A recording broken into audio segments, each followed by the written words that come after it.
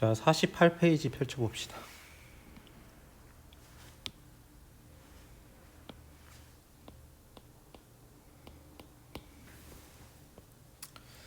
자, 송나라예요. 다시 중국으로 돌아온 거야. 그러면 이전 시대를 한번 다시 짚어보면 진나라, 그 다음에 안나라, 이 안에 전한, 후한, 신까지 다 포함을 한 거예요. 위, 진, 남북조의 혼란기가 있었지. 그리고 수나라가 잠깐 통일을 했다가 망했고, 당나라가 통일했는데 당나라가 망했단 말이야. 그 다음에 통일국가로는 송나라가 나오는데 송나라가 바로 나오지는 않고, 당나라가 망한 다음에 중국은 절도사들이 잇따라 나라를 세우면서 분열됩니다. 이 시기를 5대 십국 시대라고 부르는 거예요.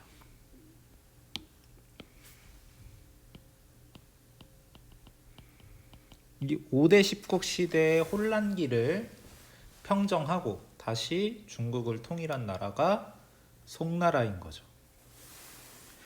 왜 이렇게 혼란스러웠냐면, 당나라 말기에 절도사들이 힘이 강해졌는데 거의 독립적인 세력을 가지고 있었죠. 특히 안사에 난 이후에 당나라가 망했어. 당나라는 어떻게 망했냐면, 가장 유력한 절도사 중에서 가장 힘이 셌던 절도사 중에 1인자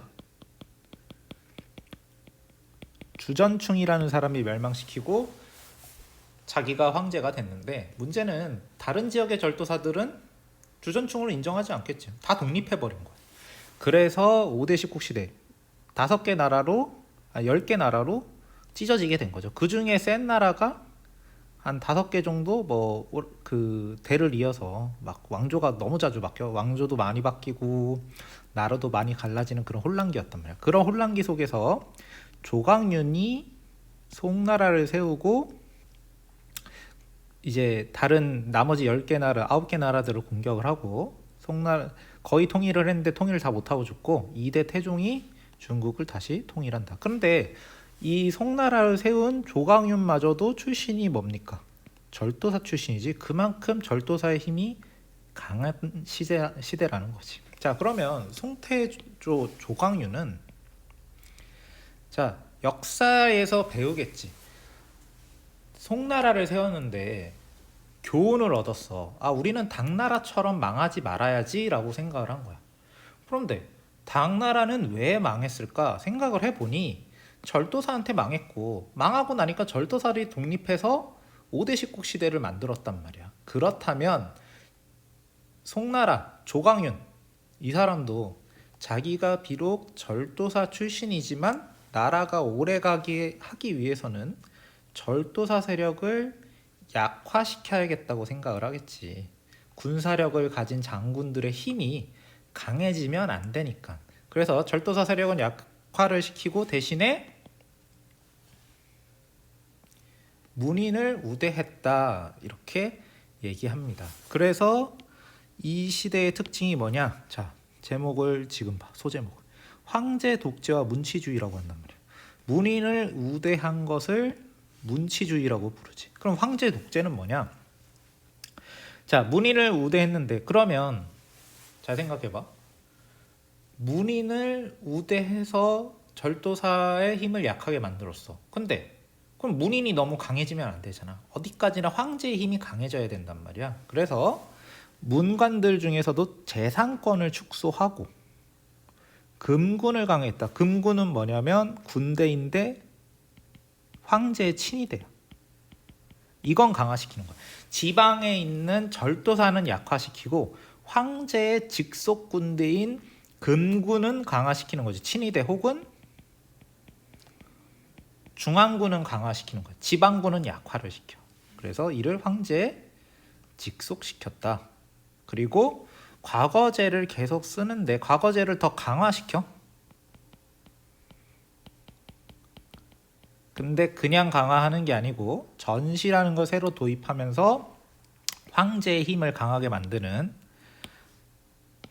황제 독재 체제를 강화합니다. 정리해 볼까?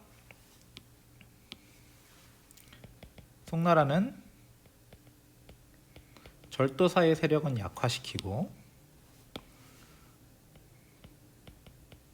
문간의 세력은 강하게 만들어. 근데 가장 핵심은 황제의 힘이 제일 강해지는 거야. 그래서 황제 독재 체제를 하게 되는 거지. 그래서 절도사의 힘은 무간의 힘은 약해지는 거야. 문간의 힘이 강해지는데 문간보다 더 강하게 만들고 싶었던 게 황제의 힘인 거지.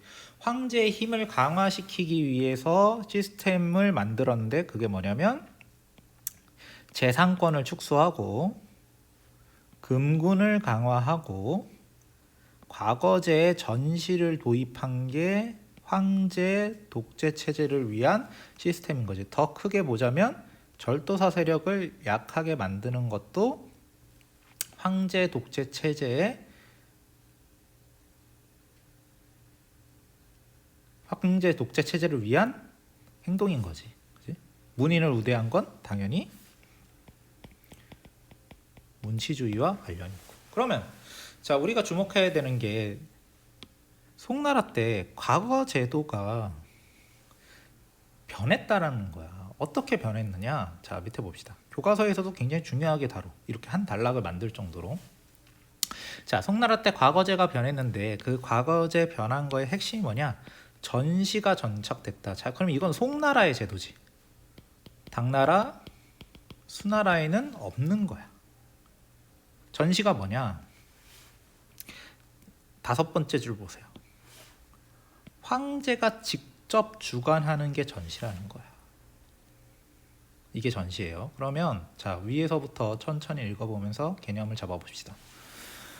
당대에는 과거 합격자가 관직을 받으려면 2부에서 시행하는 면접 위주의 시험을 치러야 했다. 면접에서는 외모, 말솜씨, 글씨, 판단력을 기준으로 평가했으므로 명문가의 응시자가 좋은 성적을 받기 쉬웠다. 여기서 말하는 명문가는 자, 당나라 때니까 당나라의 지배층은 뭐였죠? 위진남 북조 시대 때부터 귀족이었지.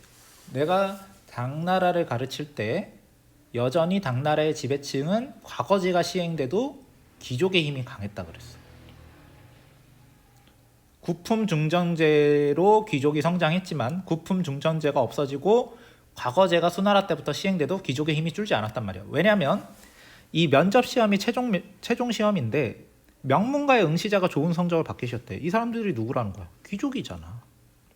귀족들끼리는 서로 알기 때문에 면접을 볼 때 좋은 등수를 주는 거고 최종 시험이니까 그 좋은 등수를 바탕으로 출세길이 정해지기 때문에 귀족들이 유리할 수밖에 없어. 근데 송나라 때는 이런 면접 시험을 없애버려. 대신에 시행하는 게 황제가 직접 주관하는 거야. 그럼 황제는 귀족이라고 해서 귀족 출신, 뭐 명문가 출신이라고 해서 굳이 황제가 좋은 점수를 줄 필요는 없죠. 자기한테 충성해 줄 만한 사람을 뽑을 수밖에 없는 거야. 황제가 직접 뽑으니까. 그러면 황제가 직접 선택해서 등수를 받은 관리들은 그 이후에 그 등수를 가지고 출세를 할 텐데 자기한테 이렇게 높은 점수를 줘서 출세길에 오르게 만드는 사람이 누구겠어? 황제겠죠. 그죠? 이 전시 결과가 승진에 많은 영향을 끼쳤대잖아. 그럼 황제한테 잘못 보인 사람은 평생 출세를 못하는 거고 황제에게 좋은 점수를 받은 사람은 평생 출세를 할 거니까 높은 관직에 오른 사람들 대부분은 황제에게 감사한 마음을 가지게 되는 것이지. 그래서 전시는 관료 지망생들로부터 황제에 대한 충성을 유도하는 기능을 하였다. 그치? 충성을 바치게 되겠지, 이 사람들이.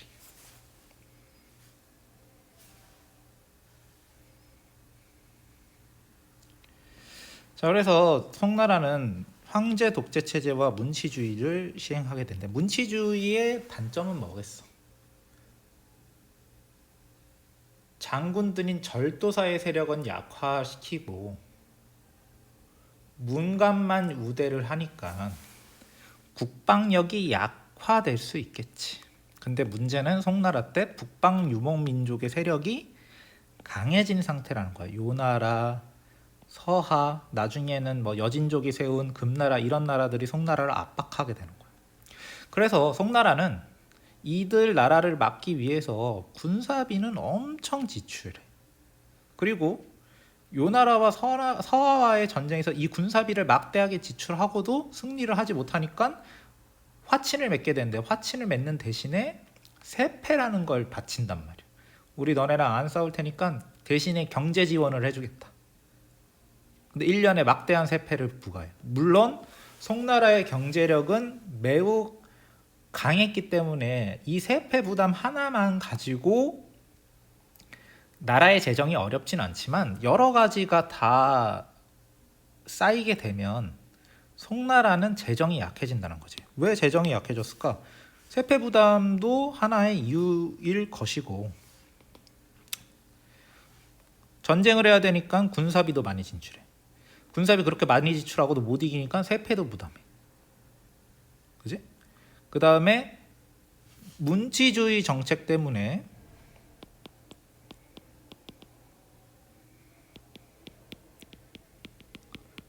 관리들에게 좋은 대우를 해줘야 되니까 관료 대우도 상승하게 됩니다. 자, 그래서 결론적으로 송나라는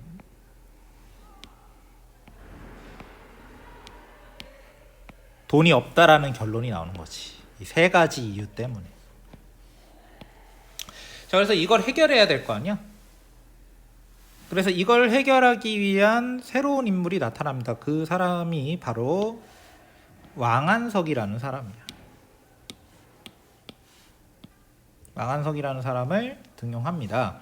그래서 왕안석은 재정 수입의 확대와 부국 강병을 위한 개혁 정치를 단행하는 거지. 그것을 신법이라고 불러. 그래서 흔히 이렇게 얘기합니다. 왕안석의 신법, 왕안석의 신법이다 이렇게 얘기하지. 자, 신법의 내용은 어디에 있냐면 옆에 이렇게 보면 표가 나오는데, 자, 6가지 제도가 나오네. 청묘법, 시역법, 모역법, 균수법, 보가법, 보마법인데, 자, 왕안석의 신법의 목적은 뭡니까? 재정 수입 확대와 부국 강병을 위해서 한 거야. 그럼 재정 수입이 확대되려면 어떻게 돼야 될까? 세금을 많이 거두면 되겠지. 근데 세금을 많이 걷고 효율적으로 거두려면 전제가 뭐가 돼 있어야 되냐면 백성들이 돈이 많아야 돼요. 그래야 세금을 제대로 걷지. 세금만 많이 걷고 백성들은 살기가 어려운데 세금을 많이 걷어. 그러면 백성들이 불만이 일어나서 나라가 망하겠지. 그리고 백성들이 살기 어려우면 군인도 다 백성들이 해야 되는데 좋은 군인도 만들어질 수 없겠지. 그래서 왕안석의 신법은 재정 수입 확대를 위해서 무조건 세금을 많이 걷는다 이런 얘기가 아니고, 백성들의 경제 상황을 개선시켜서 잘 살게 만들고 그런 바탕에서 세금을 걷어가겠다라는 거야. 부국강병도 거기에 해당되는 거고. 그럼 내용을 봅시다. 청묘법 무슨 얘기냐면, 자, 농민에게 싼 이자로 영농자금을 융자한다. 당시 백성들은 생활이나 농사를 짓기 위해서 돈을 여기저기서 많이 빌리는데 이자가 너무 비싸면 가난해지고 그 이자 갚기도 힘들어서 땅을 팔거나 버리고 도망가거나 가난해지겠지. 그러면 세금을 내는 사람이 줄어드니까 재정 수입이 약화된단 말이야. 그래서 그런 걸 해결하기 위해서 청묘법, 싼 이자로 돈을 빌려줘 백성들에게. 그 다음에 마찬가지야. 농민에게 이런 거 빌려줬다면 소상인, 소규모의 상인들에게 싼 이자의 자금을 융자한다. 지금 요즘도 이런 정책을 펼치잖아. 송나라 때 이미 이런 걸 했다라는 거야. 시역법이라고 불러. 모역법, 요역 대신 돈을 거두고 이를 실업자에게 풍삭으로 주고 일을 시킨다. 자, 요역이 뭐냐면 국가에서 백성들을 동원해서 일을 시키는 건데, 백성들 입장에선 이 요역이 하기 싫단 말이야. 그래서 야 너네 요역이 하기 싫으면 돈으로 내라. 그럼 힘든 일 안 하게 해줄게. 대신에 그 돈을 가지고 당시에 실업자가 많았나 봐. 그 실업자에게 품삯을 주고 돈을 주고 일을 시키겠다. 자, 균수법. 자, 균수법은 정부가 물품을 구매하고 유통시켜서 물가를 안정시킨다. 물가 너무 비싸면 백성들 살기 힘들잖아. 그래서 한 거야. 자, 보갑법. 농가를 조직하여 치안을 담당하게 하고 장정 훈련시켜 전쟁 때 민병을 살았다. 자, 이건 부국강병과 관련이 있겠지. 보마법은 농가에서 말을 기르게 해서 전쟁 때 군마로 징발한다. 그럼 말은 농가에서 왜 길러요? 농사 지을 때 소 대신에 말 쓸 수도 있는 거예요. 말이 사실 소보다 힘이 세. 근데 그러면 소 말고 말을 쓰지 왜 소를 쓰나요? 주로 쓰는 건 소잖아. 농가에서. 우리 시골 하면 생각나는 거 소거든. 다른 나라도 마찬가지인데 말은 키우는 데 돈이 많이 들어.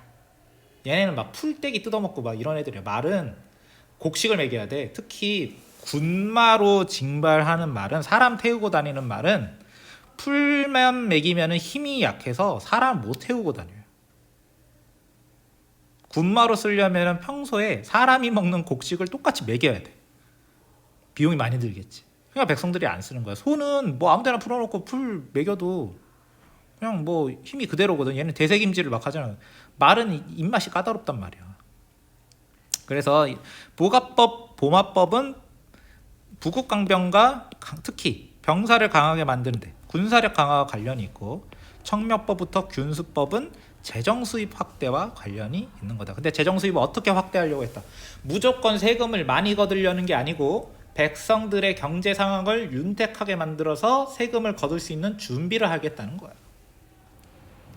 자, 하지만 이런 개혁은 늘 반대파의 딴지가 걸리겠지. 그래서 보수파 관료, 구법파와 대지주, 대상인층의 반대에 부딪혀서 실패했다. 그리고 나중에 되면은 왕한석의 정책을 이어받았다고 주장하는 신법당과 이를 반대하는 구법당 사이에 계속 단쟁이 벌어져서 이제는 뭐 부국강병 이런 거에 이제 관심이 있는 게 아니고 신법당이건 구법당이건 자기 정권을 잡는 데 관심이 있어서 나라 안에 내분이 일어난 거나 다름없는 상황이 된 거야. 그래서 국력은 약해집니다. 그래서 그 결과는 어떻게 되겠어? 결국에는 신법이 성공하지 못했기 때문에 국방력이 강화되지도 못했을 것이고 재정난도 개선이 안 됐겠지. 그러면 송나라의 약점은 그대로인 거잖아. 결국 이 약점을 극복 못하고 송나라는 나라가 망하는 지경에까지 가는 거지. 그래서 12세기 초가 되면은 금이 요를 무너뜨리고 송나라를 침입하였다. 이건 갑자기 급전개가 되는데 무슨 얘기냐면, 자, 금나라는 누가 세운 나라냐면 여진족이 세운 나라예요. 이 나라는 아까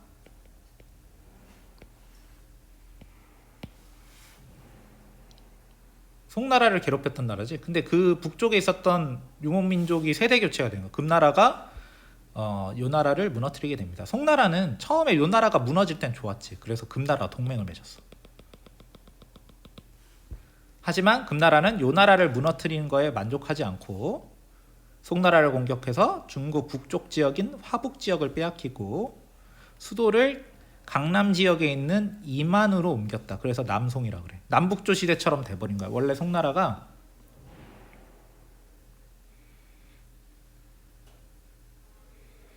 요만했거든. 이렇게 반 나누면 여기가 화북 지방이야. 근데 금나라가 요 나라를 멸망시키고 요 나라 땅을 먹은 다음에 송나라까지 공격하게 되는 거지. 그래서 금나라는 요 지역까지 차지하게 되고, 송나라는 남쪽 지역은 양쯔강이 워낙 큰 강이니까 방어가 됐기 때문에 여기로 내려가서 남송이 세워지는 거예요. 그 전에 그 화북 지역을 보유하고 있을 때 송나라는 북송이라고도 불러. 수도를 또 옮기는 거지. 마치 남북조 시대처럼. 그치? 그래서 남송은 강남 개발에 힘써서, 송나라의 경제 상황은 뒤에 또 나올 건데, 자, 경제적으로 크게 번영했지만 결국 남송도 13세기의 몽골의 침입으로 망했다. 그래서 단순하게 세기별로 얘기하자면 10세기에 송나라가 건국되고 11세기가 되면 아까 얘기했던 재정난에 시달려서 왕한석의 개혁을 시도했는데 잘 안 됐고 12세기가 되면 금이 침입을 해서 남쪽으로 도망가서 남송을 세우고 13세기에는 몽골에게 멸망당하게 되는 거지. 이렇게 전개가 됩니다. 다음 페이지 넘어가면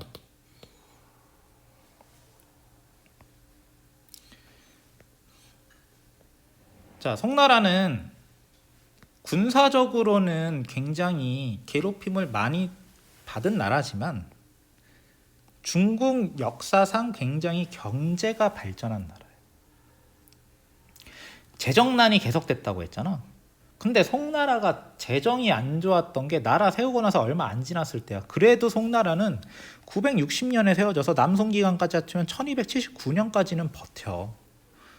그러니까 재정난 그래도 나라가 300년을 버틴단 말이야. 그러면 나라에 돈이 없지만 그만큼 경제력이 받쳐주기 때문에 국가를 계속 유지했겠지. 빚이 많은데 나라가 유지되는 국가가 지금도 있어요. 일본이나 미국도 나라 빚은 엄청나게 많은데 경제력이 받쳐져서 지금도 버티고 있는 거야. 똑같이 1대1로 대응한다고 얘기할 수는 없지만 송나라도 뭐 그런 느낌인 거지. 자, 그래서 송나라의 경제력. 자, 그러면 특징을 하나씩 봅시다. 먼저 송나라의 경제의 특징은 우선 강남의 생산력이 화북을 크게 앞지릅니다. 춘추 전국 시대부터 계속 강남 개발됐다 이런 얘기가 나와. 근데 송나라가 되면 강남 개발이 문제가 아니고 이제 강남의 생산력이 원래 중국 문명의 본거지였던 화북 지역보다 더 강해지는 거예요. 그럼 왜 이렇게 됐을까? 이유를 찾아보면 되겠죠. 첫 번째, 자, 저습지의 제방을 둘러서 농지로 만드는 방법이 개발됐다. 먼저 농지가 확대됐겠지. 그지? 원래 안 쓰던 저습지에다가 원래 못 쓰던 땅인데 저습지라는 거는 습지잖아. 강남 지역은 개발이 빠르게 되지 않아. 생산력, 잠재력은 엄청 큰데 개발이 어려운 게 습지가 너무 많아요. 늪이 너무 많아. 그걸 어떻게 물을 언제 다 빼고 언제 개간하냐고. 그게 어려워서 강남 개발이 잘 안 됐는데 송나라 때는 그렇게 습지나 물이 차 있는 지역을 개발하는 방식이 점점 발전한 시기라서 강남 지역에 잠재력이 있었던 습지를 다 농토로 바꿀 수 있어. 그러니까 강남 생산력이 엄청나게 늘어나는 거지. 그래서 못 쓰던 저습지를 농지로 만들었기 때문에 농지가 확대가 되고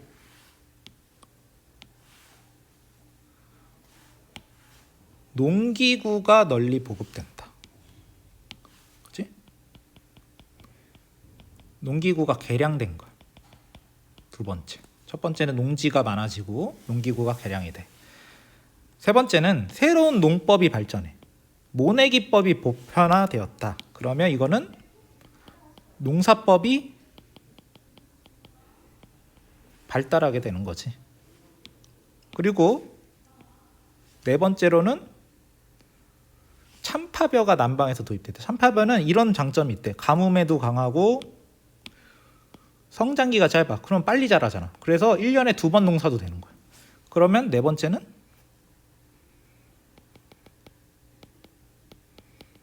품종도 개량됐네. 그러면 농지가 확대되고 농기구도 개량되고 농사법도 발달하고 품종도 개량됐으니 생산력은 향상될 수밖에 없는 거지. 이렇게 한꺼번에 네 가지가 발전했는데 생산력이 늘어날 수밖에 없지. 농사 짓는 땅도 늘어났어. 농기구가 개량됐어. 농사법도 개량됐어. 품종도 개량돼서 1년에 한 번 짓던 거 2번 지어. 생산력이 안 늘어나는 게 이상한 거지. 근데 이런 것들이 진행된 지역이 화북이 아니고 강남에서 진행됐기 때문에 강남의 생산력이 엄청나게 늘어났다. 강남 개발이 거의 완료가 되고 화북보다 경제력이 강해진 시기가 바로 송나라 시기야. 그래서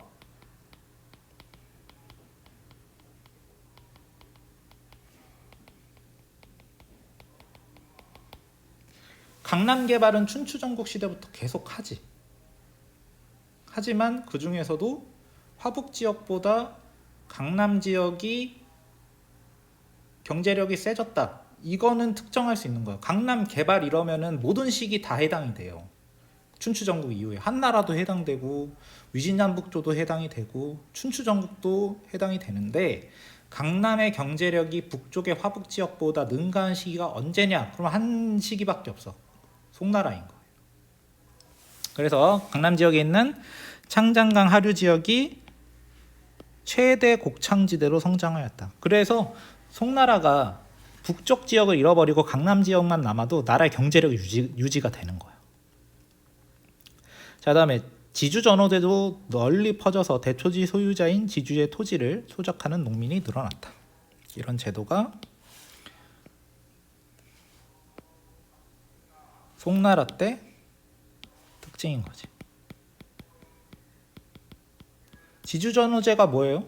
뭐긴 땅 주인이야. 지주는. 근데 이 사람이 대부분 땅을 갖고 있어. 근데 이 사람 혼자 농사 지을 수 있겠니? 자기 땅이 이렇게 많은데. 그래서 대부분 땅이 없기 때문에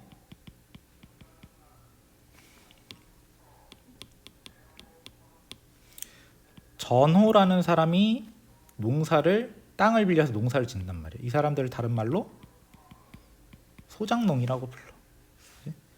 그래서 땅 주인인 지주가 있지만 그 땅을 전호가 농사를 지어서 땅을 빌려서 농사를 짓는 거니까 대여료를 내겠지. 소작료를 낸단 말이에요. 이런 제도를 지주 전호제라고 부르는데 이게 옛날부터 없었던 건 아닌데 송나라 때 널리 퍼지게 됐다라는 거지. 자, 그 다음에 송나라 때는 이런 특징도 있어요. 석탄이 널리 사용됐다. 그래서 제철, 자기, 견직업 등이 발달했다. 이건 무슨 관계냐면 석탄으로 뭘 할까요? 석탄으로 무엇을 할까? 석탄으로는 불을 피우겠지. 그래서 이 불이 필요한 제철, 자기, 견직업이 발달하게 되는 거야. 제철은 뭐야? 철을 만드는 게 제철이지. 철을 녹이려면 불을 피워야 되잖아. 선생님, 나무로 해도 되잖아요. 나무는 다 잘랐어 이미. 나무를 막 자르는데 비용이 너무 많이 들고 이제 강남이 너무 많이 개발돼서 중국은 황무지예요. 지금 민둥산이야. 그래서 나무가 없어서 제철업을 못 할 뻔했어. 근데 석탄을 사용하니까 나무 대신에 땅을 파서 석탄을 캐니까 불을 다시 피울 수 있는 거예요. 그리고 석탄이 나무보다 좀 더 효율적이었을 수도 있어. 그래서 당시에는 지금도 마찬가지지만 나무가 부족해. 사람들은 다 지금보다 나무가 부족해요. 옛날엔 다 땔감에 나무였기 때문에 나무가 없어. 다 잘라서 없어졌다고 생각하면 돼요. 그래서 불을 피울 수 있는 땔감이 없는 상태일 뻔했는데 석탄을 가지고 사용을 하면서 다시 불을 피워서 써먹을 수 있게 되는 거지. 자, 그래서 철을 녹이려면 불을 떼워야 되니까 석탄을 많이 썼겠지. 도자기를 구우려면 이것도 불이 필요하지. 견직업, 이거는 비단을 만드는데 이게 좀 궁금해서 동영상을 찾아보니까 견직업이 뭐냐면 비단을 만드는데 비단 재료가 뭔지 아세요? 뽕잎을 먹는 누에가 재료야. 누에가 고치를 만든 걸로 번데기? 이렇게 동그란 거? 여기에 누에 꼬치에 있는 실을 풀어서 만든 게 비단인데 이 누에 꼬치를 풀려면 물에 삶아야 돼. 또 불이 필요하지. 그래서 석탄을 사용하면서 제철 자기 견직업이 발전하게 되는 겁니다.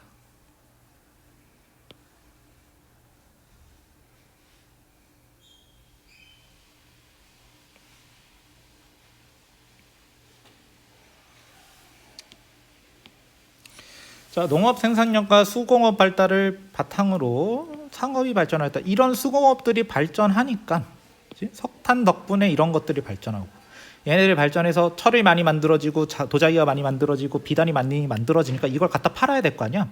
상업이 발달하는 거지. 그래서 원거리 무역상과 중개상인이 늘어나고 상인들은 이제 자기네들의 동업조약을 만드는데 이 동업조약 이름이 이건 알아야 돼. 행가 작이라는 동업조합을 결성한다. 그지? 그래서 상거래가 상업이 발달하니까 동업조합도 만들어지고 돈을 많이 쓰겠지. 제조와 유통이 증가하게 되는 거야. 이렇게 전개가 되는 거지. 다시 색깔을 바꿔서 표시하면 석탄이 널리 사용되면서 제철자기 견직업이 발달하고 그 덕분에 갖다 팔아야 되니까 상업이 발달하고 상업이 발달하니까 동업조합이 결성이 되고 돈이 많이 쓰여지니까 동전의 제조와 유통이 증가하게 되는 거지. 거기다가 동전 가지고도 안 돼. 이제는 지폐도 쓰는 거야. 그리고 송나라에서 동전을 얼마나 많이 썼는지 다른 나라인 고려, 일본, 동남아시아 그 너머 지역까지 송나라의 동전이 유통되게 되는 거야. 그리고 동전의 유통량이 늘어나면 너무 갖고 다니기가 무거우니까 지폐까지 사용하게 되는 거지. 그 지폐 이름이 교자와 회자라는 거야.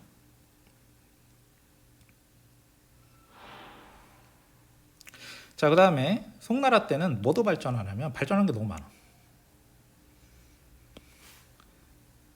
해상 무역이 매우 발달합니다. 왜? 첫 번째, 배를 만드는 기술이 좋아졌네. 조선술이 발전해.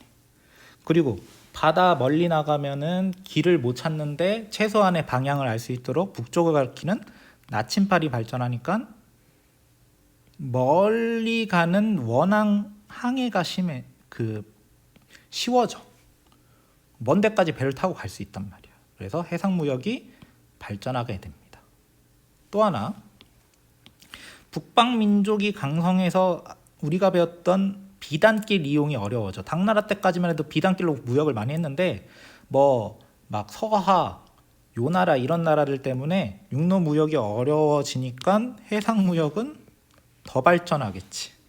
그지? 그래서 고려, 일본 물론 동남아시아, 인도, 페르시아, 아라비아까지 이어지는 해상 교역로가 형성이 되는 거지. 자, 해상 무역이 매우 발전하니까 이걸 관리해야 되잖아. 그래서 송나라는 치안저우, 광저우 등의 항구에 시박사를 설치했다. 자, 시박사는 당나라 때도 있었던 건데 송나라 때도 있는 거예요. 항구에 설치하는 거예요. 시박사는 비단길에 설치하는 게 아니고 바닷길, 해상 무역로에 설치하는 거예요. 그래서 송나라는 주로 갖다 판 게 뭐냐? 차, 비단, 도자기, 동전을 수출했다. 그치? 도자기는 여기 봐. 자기 산업이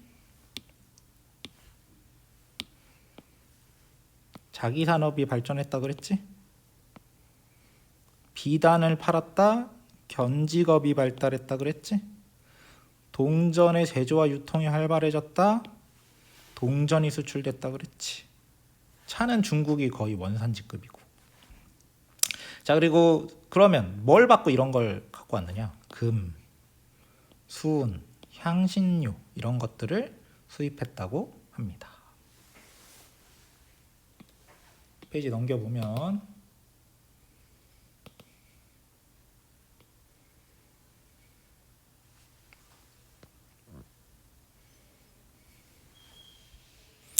자, 송나라 때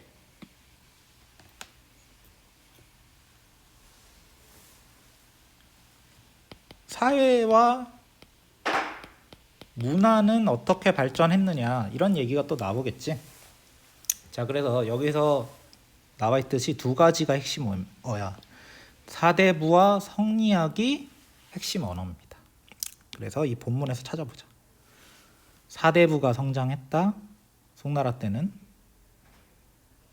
그리고 훈고학을 대신해서 성리학이 나타났다.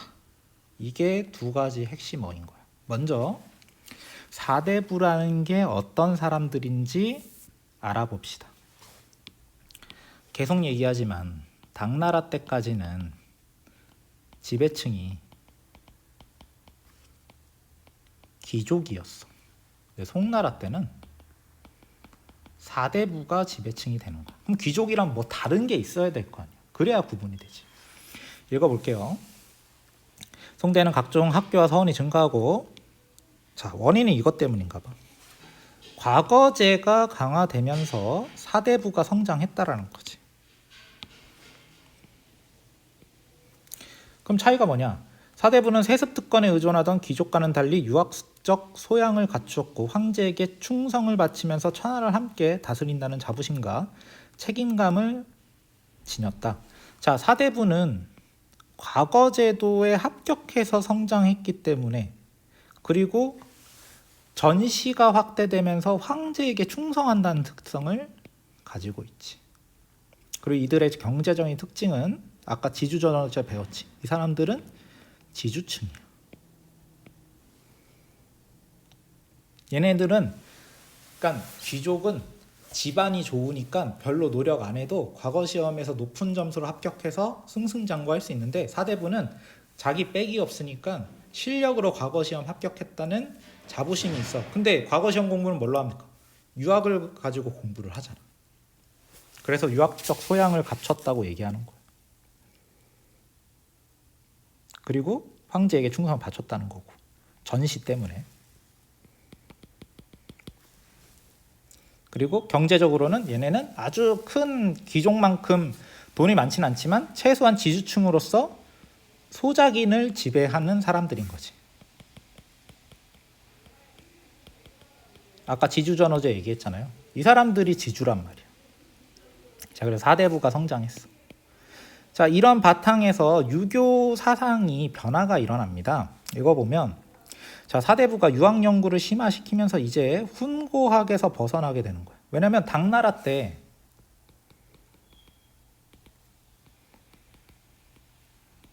오경정의로 집대성을 했어. 이제 문구의 해석은 끝났다는 거야. 그래서 이걸 졸업하고 새로운 탐구를 하기 시작하는 거지. 그래, 뭐 책에 적혀있는 얘기는 대충 알겠어. 새로운 과제가 생긴 거야. 우주 만물의 본질은 무엇이며 인간은 무엇이며, 이런 새로운 경향이 나타나. 이걸 고민하다가 결국에는 새로운 유교 학문이 나타나게 되는 게 바로 성리학이라는 새로운 유교 학문이라는 거지. 그럼 성리학의 내용은 뭐냐?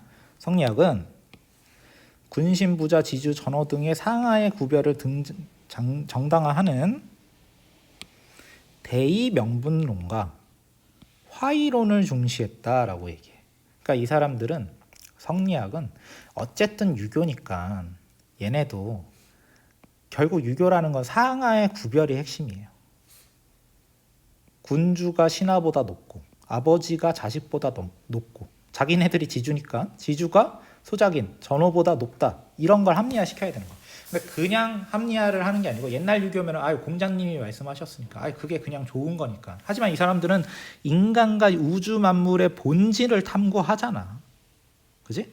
그래서 이 사람들이 이렇게 얘기하는 거야. 야, 내가 우주 만물의 본질을 탐구해 보니까 늘 위에는 좋은 게 있고 밑에 나쁜 게 있더라. 이게 뭐 그 상하관계가 일정한 것이 지구의, 우주의 법칙이더라. 그래서 인간 사회도 똑같다. 이런 상하의 구별이 우주의 법칙이기 때문에 인간 사회에도 이걸 똑같이 적용해야 된다. 그게 바로 대의 명분론이고, 화의론은 뭐냐면, 화의론은 중화민족, 중국 애들은 자기네들 중화민족이라고 하잖아. 여기서 화를 따. 이민족. 이민족과 중국인을 구별해야 된다. 어디가 더 높다고 얘기하겠어? 늘 상하관계를 중시하잖아. 중국이 더 높다는 거지. 그래서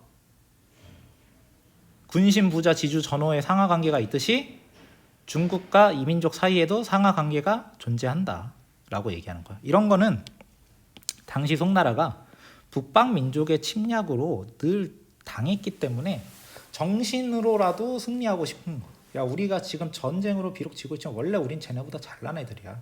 나중엔 무조건 끝까지 가면 우리가 이겨. 이렇게 얘기하는 거지. 그래서 이러한 대외 관계는 민족의 의식을 자극하여 역사서도 활발히 편찬되었는데 송나라의 대표적인 역사책이 뭐냐? 자치통감이라는 책이야. 사마강이라는 사람이 썼대. 사마강은 다른 특징을 얘기하자면 아까 우리가 배웠던 왕안석과 대립한 사람이야. 그러면 사마강은 구법당일까 신법당일까? 당연히 신법당이 아니고 구법당이지. 그치? 근데 자치통감의 특징은 뭐냐? 편년체 역사서래. 우리가 그 전에 배웠던 사마천의 사기라든지 한서는 주제별로 나와 있는 기전체 역사서라면 편년체는 연대순으로 역사를 기록한다는 특징이 있는 거지. 자, 그 다음에 문학을 봅시다. 자, 송나라 때는 드디어 뭐가 발전하냐면 경제력이 발전해서 서민들도 만만치 먹고 살 수 있었기 때문에 서민 문화가 발전을 하게 돼. 그래서 이 서민 문화가 발전해서 사, 연극, 잡극, 통성문학 등이 발달했다. 아, 연극은 지워야지. 그치? 그래서 송나라 때 서민 문화, 서민들을 위한 문화가 발전했는데 그 종류가 뭐가 있냐면 잡극, 통성문학, 구어체로 쓴 사라는 게 발전하는 거야. 당나라 땐 시였잖아. 시는 어렵다고. 근데 사는 좀 쓰기도 쉽고 듣기도 편했나 봐. 그죠? 그래서 이런 것들은 서민들의 기호의 취향에 잘 맞았다. 나머지를 보면은 자, 북송의 수도 카이펑과 남송의 수도 이만은 인구 100만 명을 자랑하는 대도시로 번영하였고 도시 서문의 경제 수준도 높아졌다. 그래서 이전과는 달리 거래구역이나 야간 영업에 대한 제한이 사라져 시장과 건물이 자유롭게 들어설 수 있었고 도시 곳곳에는 서민을 상대로 한 오락시설이 발전해서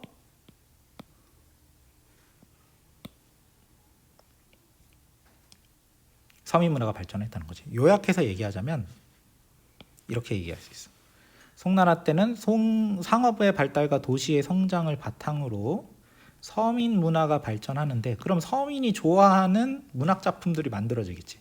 그런 것들이 뭐가 있느냐? 사가 있고 통성 문학이 있고 잡극이 있었다는 거예요. 이렇게 알고 있으면 됩니다. 자, 그다음에 과학 기술도 발전하게 되는데 자, 먼저 인쇄술이 발달했다. 두 번째, 화약이 만들어졌다. 나침판도 사용됐다.